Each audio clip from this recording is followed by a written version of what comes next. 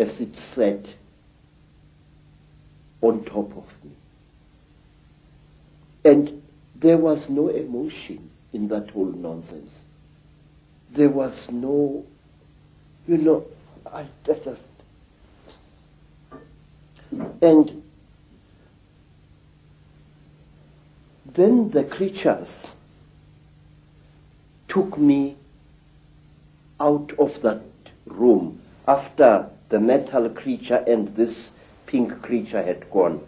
This creature took me out of that room, assisted by another one, and they pushed me along a corridor which curved slowly in that direction, towards my right.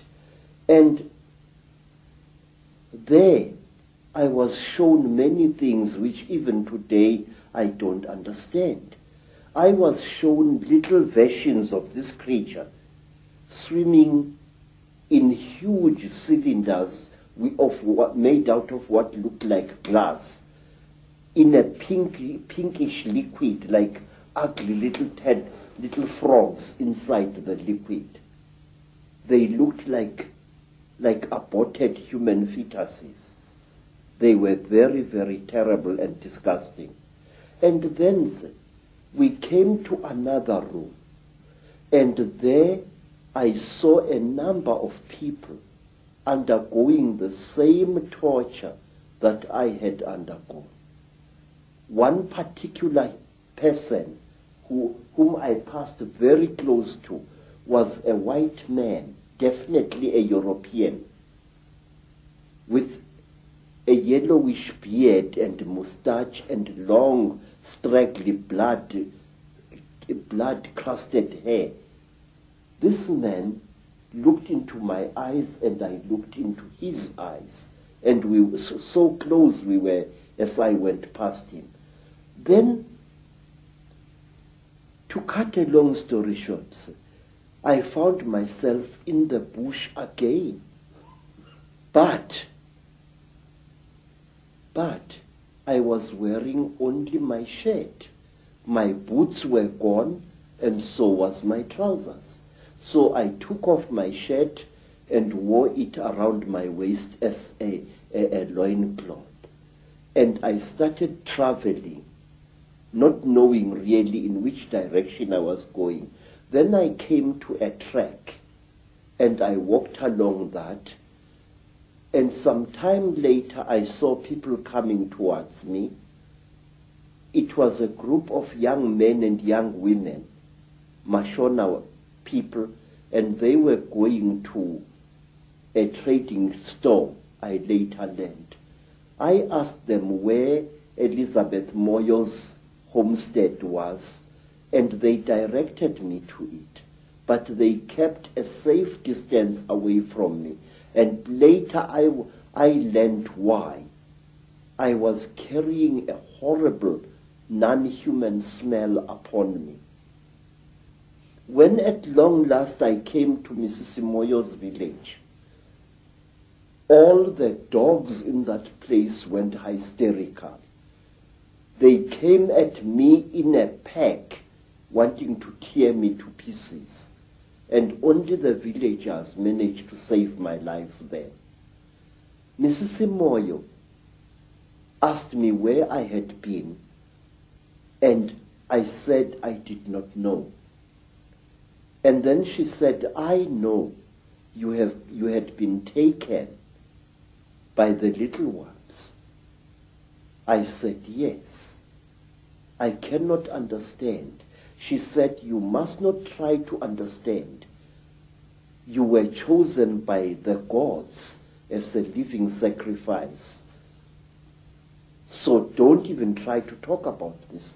But how could I not talk about it? I wanted to understand what had been done to me, by whom and why. Even now, sir, I still want to understand what it was all about. And many years later, I met a remarkable white woman, Elizabeth Clara.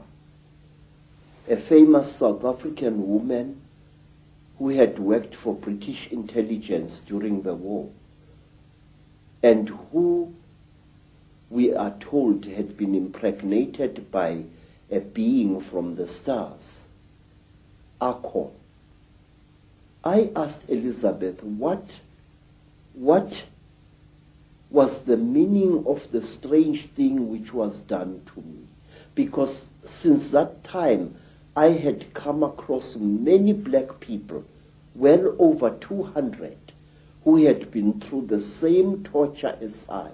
I had come across many black as well as Cape-colored women who had been mysteriously impregnated by the same creatures that I had gone through the hands of. And let me tell you one other interesting thing before I forget. About a year after I had underwent this terrible experience, I was walking along Jeppe Street in Johannesburg delivering parcels when a white man shouted at me to stop. I stopped. I thought he was a policeman wanting to arrest me for some reason. And when I tried to produce my identity document, the white man said, "Listen, I don't want your nasty word, passbook kefa." I said, "Then sir, what do you want, Bas?" He said, "Listen, where did I see you? Where did I see you?" I said, "I don't know, Bas." But he looked very familiar to me. And then he said, "Listen, don't bullshit me, man. Where did I see you? Where did you and I meet?" Then I said to him, "I saw you in Rhodesia, in a certain place. You were lying on a table. If I had hit that white man with a fist, he would not have reacted the way he did. He went pale, almost dirty gray in appearance, and he turned away with a terrible, dirty word, and he walked away. His eyes were filled not with anger, sir, but with pure, naked terror." Astonishing story. Yes, but there is more, sir. There is more, because I still want to know what was done to me. Say, one day you and I must talk more, in greater depth than now. I would like to tell you that since that time, I have found that I know things that a man of my standard of education shouldn't know. These hands, and those who know me can confirm this, these hands not only have made these sculptures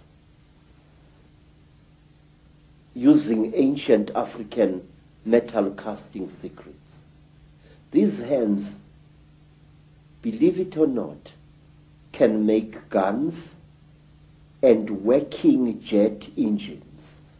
And one day I wish you to come back to South Africa and I will show you one of these things. I know things which I shouldn't know, and it started at that time. Now, you see, sir, I want to know, what am I? Since that terrible time, my life as a man was really messed up. And one day let me tell you, sir, since that time, I have become a very confused creature.